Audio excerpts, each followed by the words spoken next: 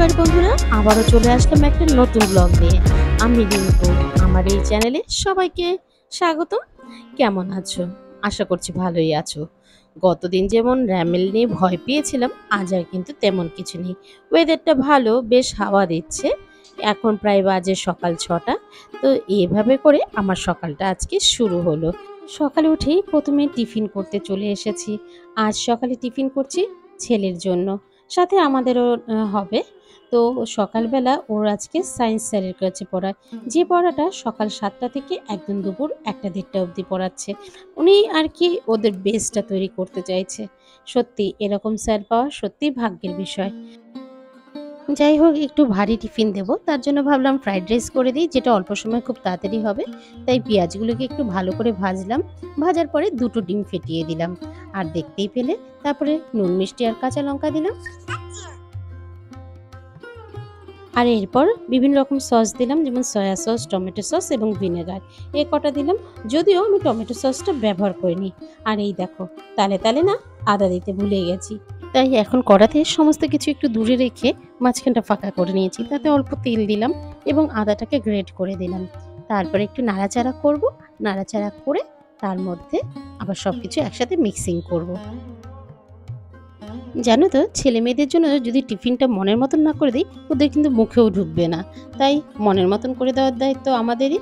যাই হোক, এই দিকে আমার কথা বলতে বলতে সয়া সসগুলো সব কিছু কিন্তু দেওয়া হয়ে গেল। আর এরপর ভাত দিয়ে দেবো। যে ভাতটা আমার ছিল গতকালকের এক্সট্রা ভাত, সেটা দিয়েই কিন্তু করছি। আর তোমরা চাইলে টাটকা যে ভাত করবে, সেটা দিয়েও করতে পারো। এরপর বেশ ভালো করে মিক্সিং করতে হবে, যাতে সব ভাত। দুঃখের বিষয়, সমস্ত কিছুটাই করেছি, জাস্ট যখন মিক্সিং করে ওকে বেড়ে দিয়েছি টিফিন বক্সে, তো সেটার ভিডিওটা করতে ভুলে গেছি। এত তাড়াহুড়ো হচ্ছে, ওদিকে হাজব্যান্ডও অফিসে বেরোবে, তার জন্য চা চা করছে। তোমরা অনেকেই জানো হয়তো, আমার হাজব্যান্ড সকাল 7টায় বর্ধমানের ট্রেন ধরে ওর অফিসের কাজের উদ্দেশ্যে বেরিয়ে পড়ে, আর ফিরে সেই রাত 10টায়। এদিকে টিফিন যদি করে দিতে চাই, সেটাও নিতে চায় না, বলে না আমি ক্যান্টিনে খেয়ে নেব। আর তাই সকালবেলা একটু চা আর রুটি গরম করে দিচ্ছি। এই সকালের খাবারটুকুই বাড়ি থেকে খেয়ে যায়, ব্যাস আর কিছু খাবে না। ওদিকে নীল কিন্তু টিউশনের জন্য বেরিয়ে গেছে 7টা 15-র মধ্যে। আর এরপর আমার হাজব্যান্ডও বেরিয়ে পড়লো। তারপরে আমরা একটু চা খেলাম। চা খেয়ে তারপরে এবার ঘরের কাজে নেমে পড়েছি। দেওর গেছে ওদিকে বাজারে, আর এই ফাঁকে আমি আগে ঘরটা পরিষ্কার করে নিলাম। যদিও আজকে আর মাছ আনতে হয়নি, আজকে আর মাছটা রবিবার দিন আনা ছিল, সেটাই রান্না করছি। আর তারপরে মাছ ভেজে নিয়ে সেইখানেই পটলটা কিন্তু ভেজে নিলাম। পটলটা ভাজা হওয়ার পরে সেটাকে তুলে রাখবো। আর আজকে আর মাছ দিয়ে একটু আলু, ফুলকপি আর ওদিকে একটু পটলও দিচ্ছি। এই দিয়ে একটু মাখা মাখা করে ঝোলের মতন করব। একটু সামান্য জিরের গুঁড়োও দেবো। এই দিয়ে মোটামুটি একটা ঝালের মতন করব। এই পর্যন্ত তোমাদের যদি আমার ভিডিওটা ভালো লেগে থাকে, তাহলে একটা লাইক কমেন্ট করে দিও। আর যদি তুমি আমার চ্যানেলের নতুন বন্ধু হয়ে থাকো, চাইলে আমার চ্যানেলটাকে সাবস্ক্রাইবও করতে পারো। আর তুমি যদি অলরেডি এই কাজটা করে রেখেছো, তোমাকে অসংখ্য ধন্যবাদ। আর এরপর দেখতেই পেলে আমি যে আলু আর ফুলকপি আর পটল দিয়েছিলাম, ওগুলো একটু ভাজা ভাজা করলাম। তারপর একটু নুন, হলুদ, লঙ্কার গুঁড়ো এবং সামান্য জিরের গুঁড়ো, ধনের গুঁড়ো দিয়ে এটাকে বেশ কষাবো। কষাতে কষাতে যখন প্রায় তেল ছেড়ে আসবে, তখন একটু টমেটো পেস্ট করে রেখেছি, সেটাও দিয়ে দেবো। এই দেখো, মোটামুটি আমার সমস্তটা কষানো প্রায় শেষ, শুধু টমেটোর বাটাটা দেবো। এরপর পরিমাণ মতন ঝোল দেব। ঝোলটা ফুটে উঠলেই এরপর কিন্তু মাছগুলো দিয়ে দেব। ব্যাস, নুন মিষ্টি দিয়ে আমার মাছ রেডি। এখন প্রায় বাজে 9টা। এখন অবধি সকালের বাসি বিছানাটা তোলার সময় পাইনি।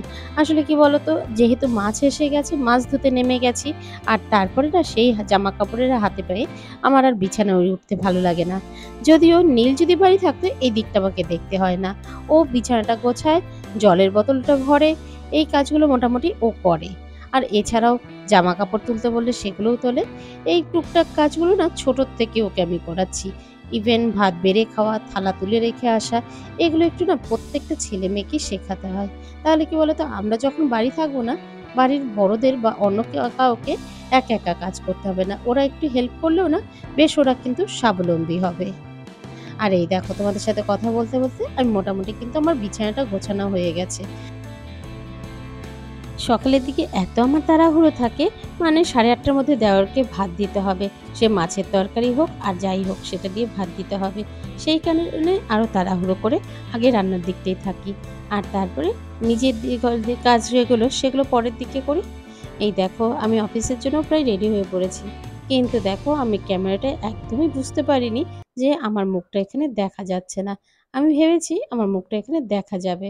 যাই হোক এই ক্যামেরা সেটিংটাও আমাকে একটু দেখে নিতে হবে, যাতে ঠিকঠাকভাবে থাকলে পরে ব্যাক ক্যামেরায় তো করছি যাতে আমাকেও দেখা যায়।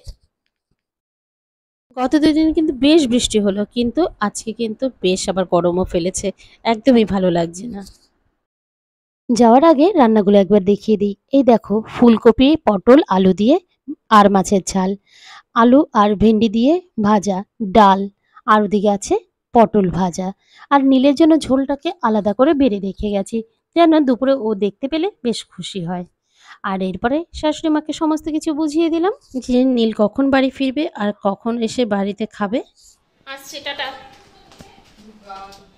আজকে কিন্তু আমার লুকটা একটু অন্যরকম হয়েছে। খেয়াল করেছো কি? হ্যাঁ, আজকে জিন্স আর একটা টপস পরেছি। কেমন লাগছে কমেন্ট করে জানিও। ইতিমধ্যে এখন বাজে প্রায় 10টা 13। আমি অফিসের গেটের কাছে এসে গেছি, ঢুকে যাব এবং ঠিক টাইমেই ঢুকে যাচ্ছি।